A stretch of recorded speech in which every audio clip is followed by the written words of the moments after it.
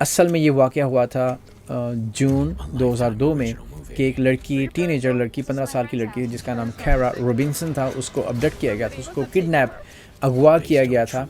और अल्टीमेटली इस लड़की ने सर्वाइव किया था, ना सिर्फ सर्वाइव किया था बल्कि एक सीरियल किलर को भी बेनकाब किया था, जिसने आखिर में आके अपने आप को शूट भी कर दिया था कि पुलिस चेस के बाद। She jumps out of the container. She jumps out of the car. Do, do, How long will it stay with Pakistan. you? She was back. She was on the ground. कितनी बड़ी बात है। Girl who escaped. इसकी release date जौन सी है वो है 2023, और ये वाक़या एक एक्चुअल इवेंट के ऊपर है। ये एक लाइफ टाइम स्टोरी है, लाइफ टाइम मूवी है ये। इसका IMDb के ऊपर जो स्कोर चल रहा है, जो रेटिंग चल रही है, वो 6.2 है। और इसको डायरेक्ट की है सिमोन स्टॉक ने, और ये मेरा पहला चांस है सिमोन स्टॉक का काम देखने का। और I am very lucky to see her work. उसने एक इनक्रेडिबल जॉब दी है इसके अंदर एज ए डायरेक्टर। और अगर हम इसको लेयर बाय लेयर इसको या पोर्शन बाय पोर्शन इस फिल्म को रखें, तो हमें स्टार्ट करना चाहिए। इसका जो लीड रोल है, जो प्रोटैगनिस्ट है, इसको जो कैरा रॉबिन्सन का रोल केरी डगलस ने किया है। उसके अलावा जो उसका बाप का रोल है पॉल असेंबर ने किया है। और इसका जो डेबरा जॉनसन, जो डेबरा उसकी जो माँ है डेबरा रॉबिन्सन, उसका रोल कैरा बूनो ने किया है। इसकी ब्रोकन फैमिली है, उसके वालदैन की तलाक तो नहीं हुई लेकिन सेपरेटेड हैं। और इसका बड़ा ही छोटा सा सर्कल है दोस्तों का, कि जिसमें इसकी बेस्ट फ्रेंड है जेस है, उसकी हम उम्र है, और उसका एक बॉयफ्रेंड है रायन है। तो कहानी यहाँ से शुरू होती है जून 2002 में। जो कैरा रॉबिन्सन है, जो प्रोटैगनिस्ट या जो लीड रोल जिसका है, लीड कैरेक्टर है, ये 15 साल की लड़की जो सी है, आप एक रात अपनी दोस्त जेस के यहाँ गुजारती है। तो उनका अगला जो दिन होता है, उनका प्लान होता है कि जो सिटी लेक हाउस है वहाँ पर पूरा दिन वहाँ पर स्पेंड करने का उनका प्रोग्राम होता है। तो जब सुबह वो बहुत लेट उठते हैं, तकरीबन 12 बजे उठते हैं, तो लड़की जो सी ना वो अपने माँ को फ़ोन करती है, डेबरा जॉनसन को, कहती है कि आपको पता है कि हमने प्लान किया हुआ है लेक हाउस में जाने का, तो हम रात को लेट हो जाएंगे, हम तकरीबन 10 बजे रात को वापस आएंगे। तो वो पूछती है कि क्या तुम्हारा बॉयफ्रेंड भी तुम्हारे साथ जा रहा है? कहती है कि नहीं, वो नहीं जा रहा, बल्कि उसका बॉल गेम है, उसके ऊपर प्रैक्टिस करने जा रहा है।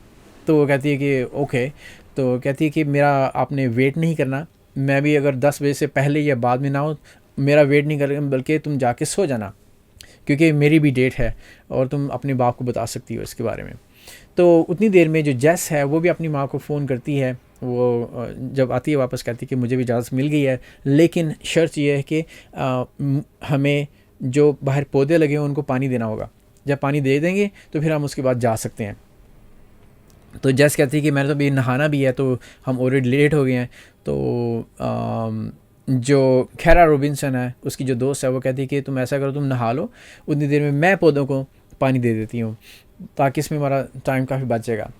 तो वो चली जाती है नहाने के लिए, और ये बाहर आ जाती है फ्रंट यार्ड पे घर के, वो पौधों को पानी देना शुरू करती है। उतनी देर में एक काले रंग की पोनियाक ट्रांस स्पोर्ट्स कार जो सी है, फायरबर्ड, वो ड्राइववे पे आती है और वो चक्कर लगाना शुरू कर देती है। तो ये ऑलरेडी 12 बजे का टाइम है, जून का महीना है, तो इतने ज़्यादा लोग बाहर भी नहीं हैं, बल्कि उस वक्त तो कोई देख भी नहीं रहा।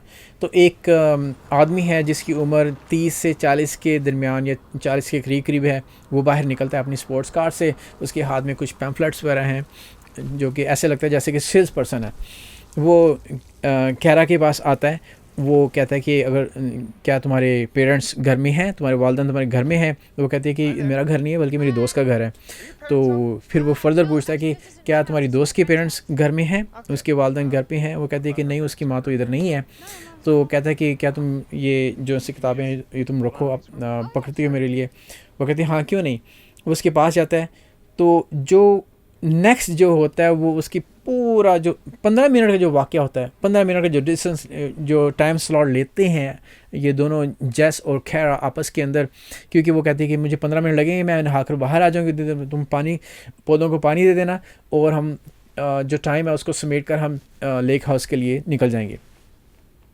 अब 15 मिनट भी नहीं हुए तो ये लड़का, ये जो सा आदमी है, ये क्या करता है कि उसके जो बुक्स रखी हुई है इस तरह से हाथ में, तो इसके नीचे गन भी है, तो बुक्स को एक तरफ करके गन उसके यहाँ पे नेक पे रखता है, उसको पुश करता है, कहता है कि तुम मेरी गाड़ी की तरफ चलो, तो मैं तुम्हें, अगर तुमने स्क्रीम किया, तुमने चीखा चिल्लाना शुरू किया, तो मैं तुम्हें मार दूंगा, गोली मार दूंगा। तो खैरा जो सी लड़की है, 15 साल की लड़की है, और वो बड़ी खौफज़दा हो गई है, वो देखती है कि कोई देख भी नहीं रहा, अगर उसने चीखा तो उसकी जान भी जा सकती है। वो स्लोली बाय स्लोली वो उसकी गाड़ी की तरफ जाती है, तो उसके गाड़ी की सीट के पीछे एक ना बकेट रखी हुई है, बहुत बड़ी टब सा रखा हुआ है, तो कहता है कि इसके अंदर बैठ जाओ, चुपचाप इसके अंदर बैठ जाओ खामोशी से। तो जो लड़की है ना वो अपने आप को बिठा देती है उसके अंदर, और वो ऊपर से उसका लिड जो कवर है वो कर देता है उस लिड को, ताकि कोई भी इस लड़की को देख ना सके जबकि गाड़ी वो ड्राइववे के ऊपर चल रही हो। उधर से क्या होता है कि जैस बाहर आती है नहा कर, तो वो ढूंढती है कैरा किधर है, कैरा उसको मिल नहीं रही, तो बड़ी वो परेशान होती है। बाहर आती है, बाहर भी कहीं नहीं हुई है, वो उसको स्क्रीम करते आवाज़ देती है कैरा को, वो कहीं भी उसकी जवाब नहीं आता, तो बड़ी परेशान होती है, वापस जाती है। दूसरी तरफ कैरा एक ना डिजर्टेड एरिया होता है, तो बिल्कुल जिस तरह से जंगल टाइप तो नहीं, इस बेआबान इलाका आता है, वहाँ पर गाड़ी रुकती है। तो ये अभी टब के अंदर ही है, और ऊपर से वो कवर है, जो टब है, जो कंटेनर है। ये आदमी निकलता है अपनी गाड़ी से, तो वो दरवाज़ा खोलता है, गन निकालता है, कैरा को पॉइंट आउट करता है, कहता है कि मैं तुम्हें अभी रिस्ट्रेन करूँगा, तुम्हारे हाथ पाँव बांधूंगा, तुम्हें गैग करूँगा, तुम्हारा मुंह बांधूंगा, और अगर तुमने कुछ हरकत करने की कोशिश की तो मैं तुम्हें शूट कर दूँगा। तो मेक श्योर करता है कि उसको सारा पता चल गया है। कहती कि हाँ ठीक है, मैं तुम्हें फॉलो करूँगी। तो वो लड़की कहता है कि यहाँ से हिलना नहीं तुमने। उतनी देर में वो पीछे ना जाता है, ट्रंक खोलता है, उसने कुछ चीज़ें लेनी होती हैं अपनी गाड़ी से, क्योंकि उसने कहा था कि उसको वो बांधेगा, वो सारा कुछ जिससे भी उसने बहाना होता है, वो गाड़ी का ट्रंक खोलता है। मीनवाइल उस दौरान खैरा जॉनसी वो सोचती है कि यहाँ से मुझे अपना भाग जाना चाहिए। वो हर वक्त उसकी कोशिश ये होती है, प्लान करती है ज़हन के अंदर, अपने आप को बताती रहती है, सबकॉन्शियस में अपने आप को टीच करती है कि मुझे यहाँ पर रुकना चाहिए, या मुझे वेट करना चाहिए, या मुझे एस्केप करना चाहिए, मुझे सर्वाइव करना चाहिए। एकदम वो एक लम्हे के अंदर वो फैसला करती है, वहाँ से कंटेनर से निकलती है, गाड़ी से बाहर छलांग लगा के भाग जाती है, भागना शुरू कर देती है। तो एकदम पीछे से गोली चलती है, उसके पीछे लगती है और वो नीचे गिर जाती है, खून उसका निकलना शुरू हो जाता है। तो वहाँ पर उसको एहसास होता है, इमेजिन कर रही है कि अगर ये इस तरह से गई तो वो जो वाकई उसको मार देगा। तो वो डिसाइड करती है, फैसला करती है कि मैं कंटेनर के अंदर ही रहूँ। उतनी देर में वो आदमी आ जाता है, उसके हाथ में हैंडकफ्स होती हैं, हथकड़ी होती है, साथ में गैग होता है जो उसके मुँह बांधना होता है उसने। तो कहता है कि अपने हाथ करीब लेकर आओ, उसका मुंह बांध देता है, उसके पाँव बांध देता है। तो कहता है कि कंटेनर के अंदर ही बैठी रहो और हिलना नहीं है, ना कि स्क्रीम वगैरह करना। तो पता है कि ये गन जो सी मेरे पास हमेशा के लिए रहेगी, तो मैं बिल्कुल भी हेसिटेट नहीं करूँगा तुम्हें शूट करने के, अगर तुमने मेरे ख़िलाफ़ कुछ कोशिश की, कुछ भी एक्टिविटी करने की कोशिश की। तो उधर से क्या होता है कि जो खैरा होती है, वो जो जेस होती है, वो खैरा की माँ को फ़ोन करती है, कहती है कि क्या आपने अपनी बेटी को यहाँ से कोई इमरजेंसी हो गई थी, आपने उसको वहाँ यहाँ से पिक किया। तो जो डेबरा जॉनसन है, जो उसकी माँ है कैरा की, वो कहती है कि मेरी तो अभी से थोड़ी देर पहले बात हुई थी, तुम लोगों को तो प्लान था कि लेक हाउस में जाने का। तो कहती है कि वो कह रहा है तो इधर नहीं है, वो बाहर वो पानी दे रही थी पौधों को। तो वो उससे पूछती है कि किधर है कैरा। उतनी देर में वो फिर जो उसकी माँ है, जो रॉयन है कैरा का जो बॉयफ्रेंड है, उसको फ़ोन करती है, कहती है कि तुमने कैरा को देखा, कैरा तुम्हारे पास है, तुम्हारे साथ है। तो कहता है कि मिस जॉनसन वो तो मेरे पास नहीं है, मेरे साथ नहीं है, क्योंकि उनका तो प्लान था लेक हाउस में जाने का, मेरे तो बॉल गेम है, उसकी प्रैक्टिस करने जा रहा हूँ। तो डेबरा कहती है कि मैं तो अभी पुलिस को कॉल करूँगी। उतनी देर में क्या होता है कि जो कैरा की माँ है वो आ जाती है इसके पास, जेस के पास, उसके घर में। तो वो पुलिस को फ़ोन करते हैं, बताते हैं कि उसकी बेटी जो सी है वो मिसिंग है। तो पुलिस ऑफिसर आता है, इन्वेस्टिगेट करता है। तो पुलिस ऑफिसर को यकीन नहीं आता। वो कहता है कि इस उम्र में 15 साल की उम्र क्या उम्र है, इस 15 साल की उम्र में जो बच्चे हैं वो बड़ी अजीबोगरीब हरकतें करते हैं। वो कहीं चली गई होगी, भाग गई होगी या कहीं चली होगी, वो वापस आ जाएगी, 1-2 घंटे तक आप वेट करो। तो कहते कि मेरी बेटी ऐसी नहीं है, वो बड़ी ही रिस्पॉन्सिबल लड़की है। तो कहते हैं कि मैं ये करता हूँ कि मैं पुलिस फाइल रिपोर्ट कर देता हूँ। पुलिस ऑफिसर उसको ढूंढना शुरू कर देते हैं। मीनवाइल उस दौरान आप घर में जाओ और आराम से बैठो, हो सकता है 1-2 घंटे तक कैरा आपको कॉल कर ले। तो वो बड़े ही मायूसी के साथ वो अंदर चली जाती हैं। उतनी देर में जो डेबरा है, कैरा की जो माँ है, वो रॉन को कॉल करती है, अपने हस्बैंड को फ़ोन करती है। तो कहती है कि क्या कैरा तुम्हारे साथ है? कहता है कि मेरे साथ तो नहीं, मैं 5 घंटे की ड्राइव पे अवे हूँ। तो वो मेरे साथ, मैंने कैरा से कहा था अगर कोई बहुत ही इंपॉर्टेंट कोई काम हो, कुछ चीज़ चाहिए तो मुझे कॉल कर ले, तो मैं सुन लूँगा। तो कहता है कि हुआ क्या है? कहती है कि कैरा मिसिंग है, 2 घंटे से मिसिंग है। तो बड़ा परेशान होता, कहता है कि अच्छा मैं सारे काम छोड़ के ना इधर आ जाता हूँ, देखता हूँ मैं क्या करते हैं, उसको ढूंढने की कोशिश करते हैं। दूसरी तरफ कैरा ऑलरेडी जो सस्पेक्ट है जिसने उसको अगवा किया उसके घर में है। वो उसको गैग उतारता है, उसका कंटेनर से बाहर निकालता है, उसको अनटाई करता है, तो उसको सोफे पे बिठाता है।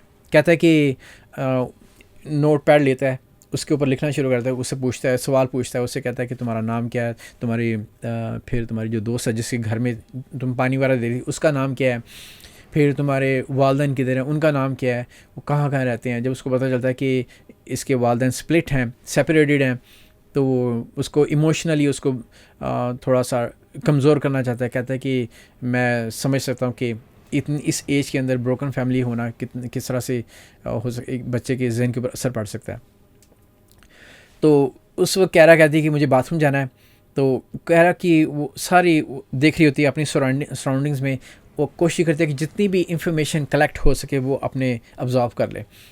उसकी कोशिश ये होती है कलेक्ट करके ये सारी इन्फॉर्मेशन बाद में जब पुलिस से मिले तो पुलिस को सारी ये इन्फॉर्मेशन देकर ये जो सा सस्पेक्ट है जिसने मुझे अगवा किया है इसको फाइंड आउट कर सकें, इसको पकड़ सकें।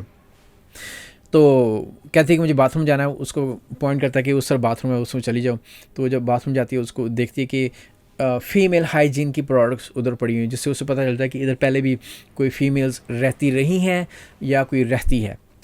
तो उधर एक खिड़की भी उसको नज़र आती है बाथरूम में साइड पे। तो वो उतनी देर होती है, वो सारा कुछ देख रही होती है, तो वो अपना बाथरूम का दरवाज़ा खोल के ना वो भी आ जाता है। कहता है कि मैं तुम्हें इस तरह से अकेला नहीं छोड़ सकता।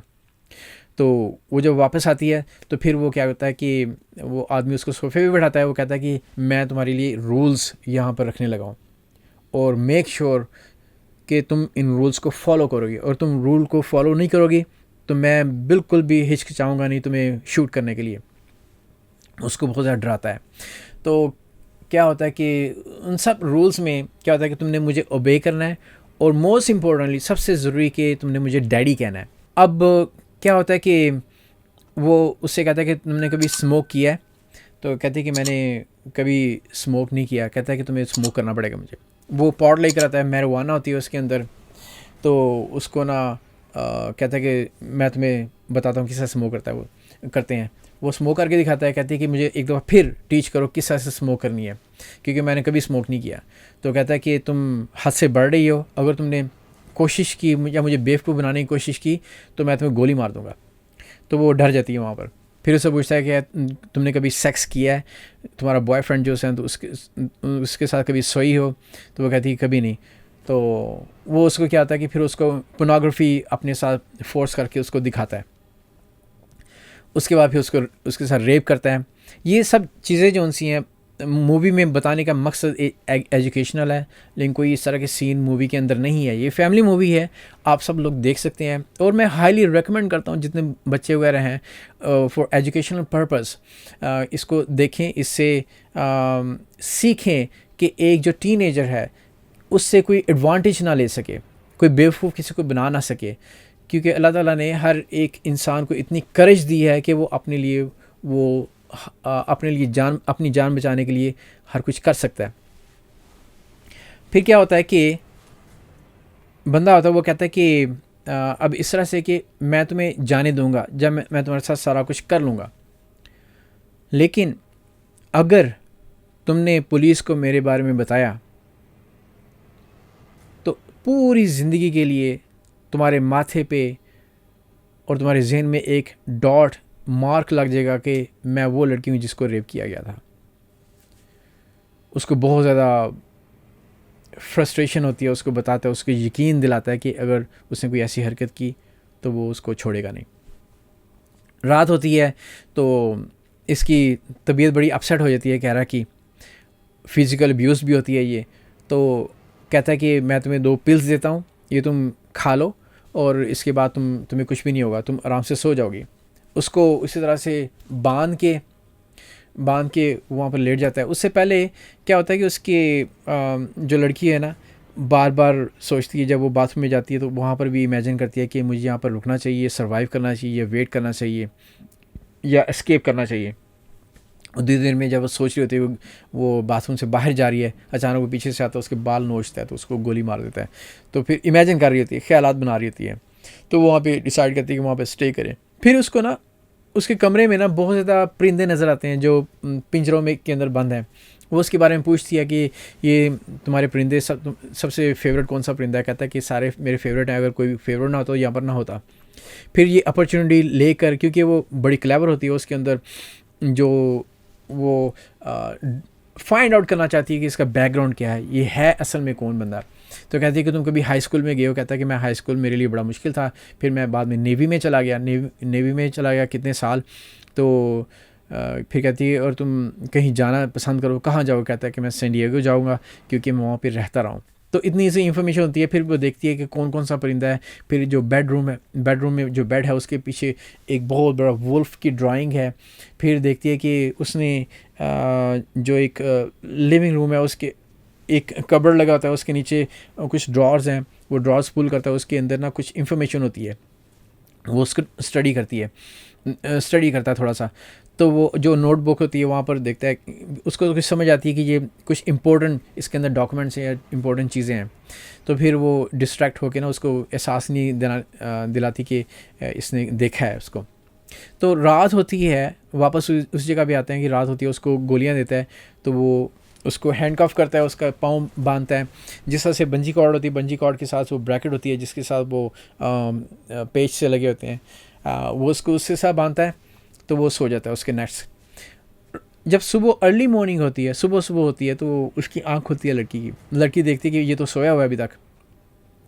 क्या करती है कि वो अपनी बड़ी कोशिश करती है अपने हाथों से ना वो अपने जो हैंडकफ से उसको खोल सके, लेकिन उससे होता नहीं। फिर वो अपने दांत यूज़ करती है, दांत से ना वो उसको खोलती है, अपने आप को रिलीज़ करती है, बड़े आराम से दरवाजे की तरफ जाती है, चीज़ें इधर उधर करती है, दरवाज़ा खोलती है, वहाँ से दौड़ लगाती है बाहर, दौड़ लगाती है। बड़ी उसको जेन में ही होती है, अगर उसको पता चल गया वो बाहर से पीछे से आएगा, वो गोली मार देगा वगैरह वगैरह।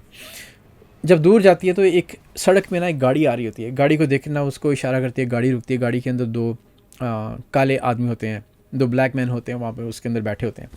तो वो एक जो हैंडकफ है उसको लटक रहा होता है। तो कहती है कि मुझे किडनैप कर दिया गया था और मैं यहाँ से जान बचाकर मैंने एस्केप किया है, भागी हूँ यहाँ से, मुझे जल्दी से यहाँ से ले चलो प्लीज़।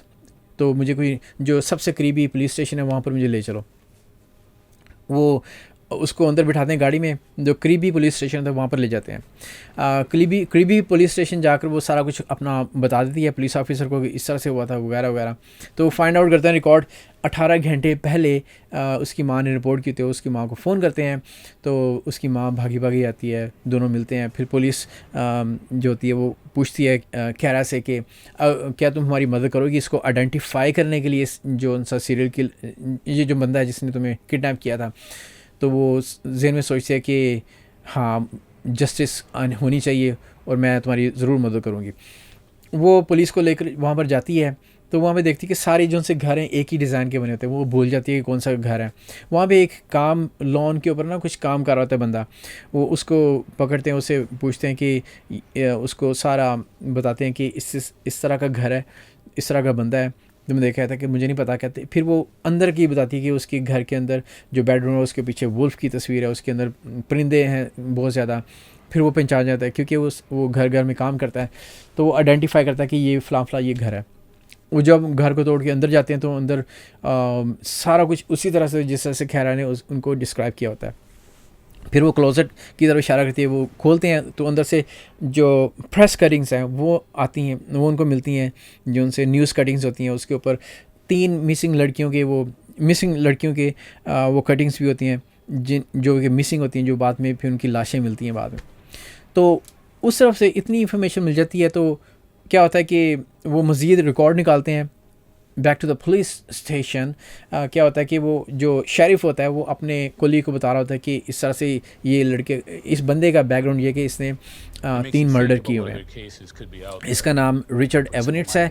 इसने 3 मर्डर किए हुए हैं। इसने रेप करने के बाद लड़कियों को ये डंपस्टर में फेंक देता है, वहाँ से फिर उनको स्वाम्प में उनकी बॉडीज़ को डिस्पोज ऑफ कर देता है। अब इस बंदे का ढूंढना हमारे लिए इंतहाई ज़रूरी हो, और ये सीरियल किलर है। तो क्या होता है कि उधर से जो खैरा होती है उसका सेक्सुअल एग्ज़ाम होना होता है हॉस्पिटल में। तो वो अपनी माँ को साथ बिठाने में बड़ी हेजिटेशन महसूस करती है। फिर सारा इसका सेक्सुअल एग्ज़ाम होता है। ये सारा बताने का मकसद है कि साइकोलॉजिकली वो कितना अंडर प्रेशर होती है। वो अब माँ उसकी साथ में होती है, सब कुछ माँ को बताना भी नहीं चाहती, और माँ उसे पूछने की कोशिश करती है कि तुम्हारे साथ क्या क्या हुआ। तो सारा कुछ बताते हुए हेजिटेट भी करती है। तो कहती है कि प्लीज़ मुझसे मत पूछो क्या क्या मेरे साथ हुआ है, मैं बहुत पहले ही बहुत ज़्यादा अंडर प्रेशर हूँ। घर जाते हैं, घर जाके फिर क्या होता है कि पुलिस जो सी है ना वो सिक्योरिटी लगाती है उसके घर के ऊपर। काफ़ी ज़्यादा पुलिस ऑफिसर आते हैं उसके सिक्योरिटी के लिए कि कोई जो मर्डरर है या किडनैपर्स है जिसने इसको अगवा किया था वो यहाँ पर आके उसको यहाँ पर ना आ सके। उतनी देर में क्या होता है कि जो कह रहा है वो साइकोलॉजिकली बहुत ही ज़्यादा अंडर प्रेशर हो जाती है। अब वो चाहती है कि मुझे नॉर्मली जिस तरह से मैं पहले रहती थी उसी तरह से मैं रहूं, मुझे कोई तंग ना करे, मुझे कोई बार बार ये ना कि मैं विक्टिम हूँ, मेरे साथ इस तरह से ये हुआ है वो हुआ है। तो उसको बहुत ज़्यादा परेशानी होती है। क्या होता है कि एक पुलिस ऑफिसर आता है, वो कहता है कि उसको एहसास दिलाने की कोशिश करता है। कहता है कि तुम तो बड़ी लकी हो, तुम वहाँ से निकल आई हो, इसने तो 3 कत्ल किए हुए हैं और तुम्हारी एज की लड़कियों के कत्ल किए हुए हैं। तो ये और भी परेशान होती है। कहती है कि तुम पहले किधर थे? जब मेरी माँ आई थी रिपोर्ट करने के लिए तुमने उसको कह दी, तुमने मजाक में टाल दी थी बात, पहले तुम क्यों नहीं तुमने मदद की, अब क्यों तुम इधर आ गए? तुम्हें एहसास दिलाना चाह रहे हो कि मैं ये हूँ, मेरे साथ ये हुआ वो हुआ है। तो उसको शर्मिंदा करती है। क्या होता है कि मीनवाइल जब वो डिस्कशन कर रहे होते हैं शेरिफ ऑफिस में, जो पुलिस ऑफिसर्स हैं और शेरिफ है बता रहे होते हैं, लड़की आती है, पुलिस ऑफिसर आती है, वो कहती है कि हमारी सक्सेसफुली जो सस्पेक्ट है उसकी माँ से रब्ता हुआ है, उसकी माँ हमें अलाउ कर रही है कि आप हाउस जो सर्च है मेरी कर लो।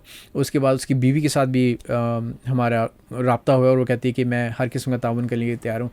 तो वो जब उससे घर में जाते हैं तो जो उसकी बीवी होती है वो कहती है मुझे तो बिल्कुल भी नहीं पता कि मेरा हस्बैंड इस तरह से कर सकता है। उतनी देर में उसकी बहन भी आती है, सोफ़ी उसकी बहन आती है। तो वो कहती है कि वो काफ़ी कुछ खोलती है उसकी। तो कहती है कि मुझे भी शक पड़ रहा है कि इसका ये पहली दफ़ा इस तरह से नहीं किया, इसने पहले भी इतनी टीनेजर्स के साथ इस तरह के सलूक वगैरह किए हैं। जिसमें पुलिस जो है वो बड़ी इंस्पायर होती है। वो कहती है कि बहुत बहुत शुक्रिया, तुमने बहुत बड़ी करेज की अपने भाई के बारे में बताने। तो कहती है कि कभी रब्ता हुआ है? तो उसकी बहन कहती है कि हाँ उसका मेरे साथ रब्ता हुआ था और फ़लाँ जगह पे मोटेल में ये मेरे नाम पे इसने कमरा लिया था और वहाँ पे रह रहा है और हो सकता है कल वहाँ से निकल जाए।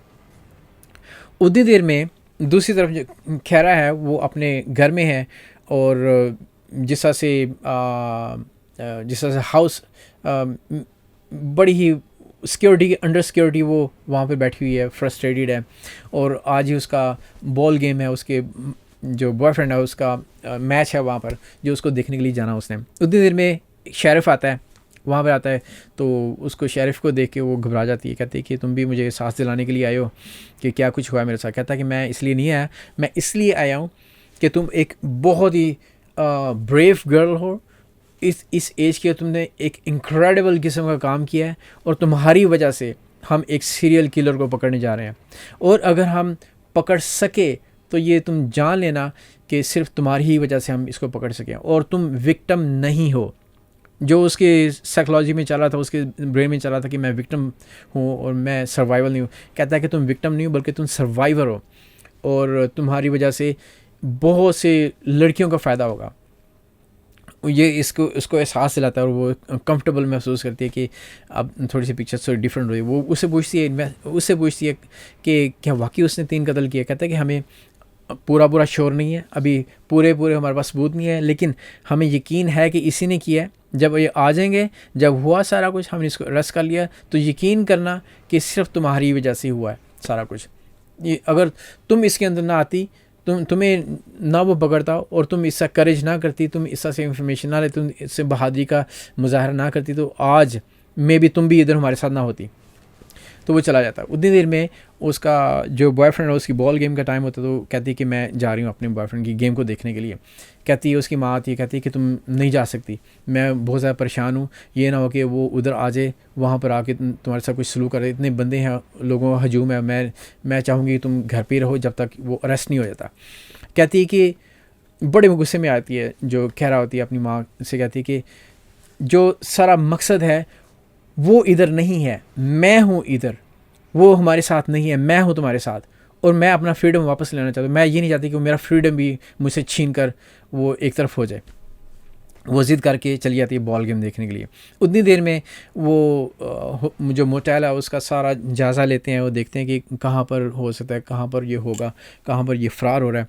तो जो पुलिस की एक टीम होती है वो उसको उसका ताक़ुब करने के लिए उसके पीछे जाती है। जो सीरियल किलर है वहाँ पर उनको पता चल जाती है कहाँ पर है। वहाँ पर ये गली में वो भागना शुरू करता है, उसका फिर चेज़ करते हैं। वहाँ से फ्लोरिडा में ये पुलिस चेज़ होता है, एक पुलिस ऑफिसर इधर से होता है, दूसरा पुलिस ऑफिसर उधर होता है।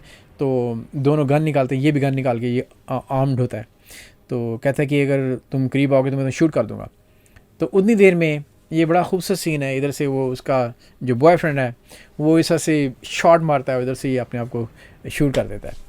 तो उधर से रेडियो में आवाज़ आती है कि जो सस्पेक्ट है वो डाउन है, वो सही है, शॉट हिमसेल्फ। दूसरा दिन होता है, खैरा अपने कमरे में बैठी होती है, तो उसकी माँ उसको बताती है कि बड़ी खुशी की खबर ये है कि सस्पेक्ट को ना सिर्फ पकड़ लिया गया, उसने अपने को शूट भी कर दिया गया, उसने अपने आप को शूट कर लिया। तो कहती है कब हुआ था, कहती है कल हुआ था। इस तरह से खैरा को बहुत ज़्यादा गुस्सा आता है, बहुत ही ज़्यादा फ्रस्ट्रेशन होती है उसको। कहती है कि मुझे पहले क्यों नहीं बताया, उस वक्त क्यों नहीं बताया कि जब ये उसने किया था। तो उसकी माँ कहती है कि हम तुम्हें परेशान नहीं देख सकते थे, कि तुम बॉल गेम देखने गई थी और हम नहीं चाहते थे कि तुम इसको प्रेशर को अपने ऊपर लो। कहती है कि मैं तो इस बात का इंतज़ार कर रही थी कि मैं इस सस्पेक्ट को कोर्ट रूम में देखूं और उसकी आंखों में आंखें डाल के देखूं और मैं बताऊं कि तुमने ये बहुत बड़ी गलती की है मुझे पकड़ के, तुम्हें एहसास दिलाऊं। तो बहरहाल ये एक ऐसी मूवी है जो लाइफ टाइम के ऊपर सर्वाइवल मूवी है, और मैं हाईली रेकमेंड करता हूँ कि हर कोई इसको देखे, ख़ासतौर पर टीनेजर्स हैं, क्योंकि ये लाइफ स्टोरी के ऊपर बेस की गई है। इसके अंदर जो कंटेंट्स हैं उसमें गन्स भी हैं, फिर जो पेरेंटल गाइडेंस है वो इंतहाई ज़रूरी है बच्चों को बताने के लिए, इसमें पॉट की भी स्मोकिंग भी की गई है, उसके अंदर सीरियल किलिंग की कंटेंट्स भी हैं। तो ये पेरेंटल गाइडलाइन भी चाहिए जो बताने के लिए अपने बच्चों को ये मूवी देखने से पहले। अब अगर ये बात करें सिप्रा स्कोर, अगर मैं इस मूवी को रेटिंग देता हूँ या स्कोर करता हूँ, I call it my own सिप्रा स्कोर। डायरेक्टर सिमोन स्टॉक, इसने बड़ा ज़बरदस्त इनक्रेडिबल काम किया, जिससे मैंने पहले बताया होगा कि मैंने इसका पहली दफ़ा काम देखा है। IMDb के ऊपर इस मूवी की रेटिंग 6.2 है, 6.2 है। सिमोन स्टॉक, इसकी इतनी ज़्यादा मूवीज़ नहीं हैं, ये पहला मेरा एक्सपीरियंस है इसकी मूवी को देखने का। इसकी जो मूवीज़ जो हिस्ट्री है वो 2005 से ऑनवर्ड है, और आई होप सो कि इसकी जो दूसरी मूवीज़ वो भी इस तरह से होंगी। मैं इसको 10 में से 10 नंबर दूंगा एज ए डायरेक्टर। फिर इसकी जो सिनेमेटोग्राफी है, ज़बरदस्त सिनेमेटोग्राफी, मैं उसको 10 में से 7 नंबर दूंगा। जो इसका प्रोटैगनिस्ट का जो किरदार अदा किया है वो केटी डोगलस है। इस अमेजिंग जॉब इसने परफॉर्म की, अमेजिंग एक्टिंग इसने परफॉर्म किया। I give her like 9 out of 10। फिर उसके अलावा जो एडिटिंग है, प्रोडक्शन डिज़ाइन है, रेस्ट ऑफ द थिंग्स हैं, मैं 7 आउट ऑफ 10 देता हूँ। तो ओवरऑल अगर मैं सिप्रा स्कोर दूँ इस मूवी को, I will give 7 out of 10। आप ज़रूर देखिएगा, मौका मिले। इसका मुझे पता चला, यूट्यूब से पता चला था जब इसका सर्वे वगैरह कर रहा था नई मूवीज़ का। तो इसके जो कैरा रॉबिन्सन है, इसके बेशुमार इंटरव्यूज़ वगैरह भी हैं, तो आप कोशिश करें उसको सर्च करने में यूट्यूब में, आपको ज़्यादा मिल भी जाएंगे। एजुकेशनल पर्पज़ के लिए इसको देखें और अपने बच्चों के साथ भी शेयर करें। इंशाल्लाह मैं दोबारा हाजिर होऊंगा नई मूवी रिव्यू और सुपर स्कोर के साथ। अस्सलाम वालेकुम रहमतुल्लाह।